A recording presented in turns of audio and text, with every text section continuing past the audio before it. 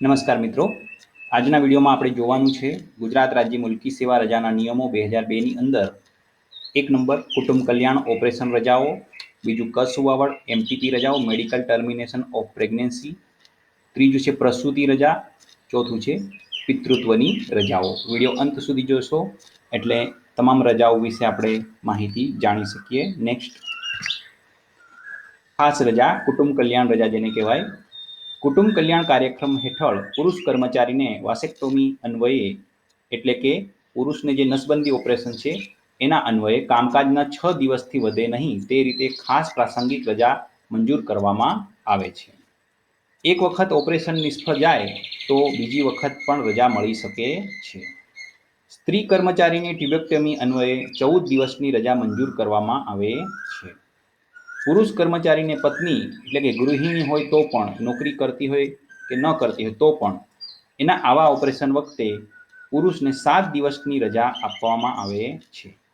મહિલા કર્મચારીને આંકડી કોપરટી મુકાવવા માટે 1 દિવસની પ્રાસંગિક રજા આપવામાં આવે છે। નેક્સ્ટ, નિયમ 71 કસુવાવડ ગર્ભપાત રજા।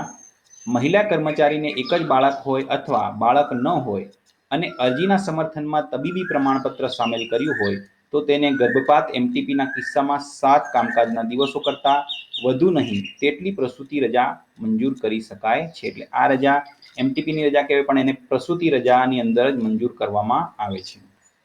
એમટીપી એટલે medical termination of pregnancy. Next, ગર્ભપાત એમટીપીના કિસ્સામાં પ્રસૂતિ રજા 5 વર્ષમાં ફક્ત એક જ વાર મંજૂર કરી શકાય છે।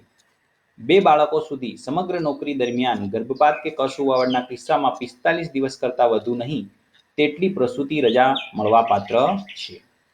નેક્સ્ટ, નિયમ 69 પ્રસૂતિ રજા મેટર્નિટી લીવ 180 દિવસ મળે છે।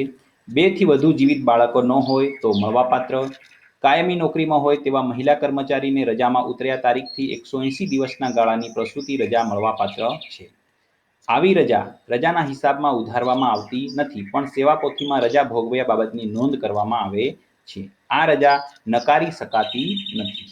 નેક્સ્ટ, પ્રસૂતિની રજા સાથે રૂપાંતરિત રજા સહિત બીજા કોઈ પણ પ્રકારની રજા જોડી શકાય છે। 60 દિવસની રૂપાંતરિત રજા તબીબી પ્રમાણપત્ર વગર જોડી શકાય છે। એટલે કે આ રજા પૂરી થઈ જાય તો બીજી અન્ય રજા જોડીને પણ લંબાવી શકાય છે। ફિક્સ પગારદાર માટે મહિલા કર્મચારી માટે 1 વર્ષથી ઓછી નોકરી હોય તો બિનપગારી રજા મળે। એટલે કે ફિક્સ પગારદાર હોય અને 1 વર્ષથી ઓછી નોકરી હોય તો પ્રેગ્નન્સીની રજામાં પગાર કપાત થઈ જાય છે એટલે બિનપગારી રજા મળે। 1 વર્ષથી વધુ પણ 2 વર્ષ કરતાં ઓછી નોકરી હોય તો અર્ધ પગારી રજા મળે છે। 2 વર્ષથી વધુ હોય તો પૂરા પગારી ફિક્સ પગાર જે મળતો હોય પૂરો પગાર એ રજા મળવાપાત્ર છે। નેક્સ્ટ, નિયમ 70 પિતૃત્વની રજા 15 દિવસ। 2 કરતાં ઓછા હયાત બાળકો ધરાવતા પુરુષ સરકારી કર્મચારીને પત્નીની પ્રસૂતિ દરમિયાન 180 દિવસ દરમિયાન 15 દિવસની પિતૃત્વની રજા મળે છે। સામાન્ય રીતે આ રજા નકારવામાં આવતી નથી। Thank you for watching. અહીં આપણે આજનો આ વિડીયો પૂર્ણ કરીએ છીએ।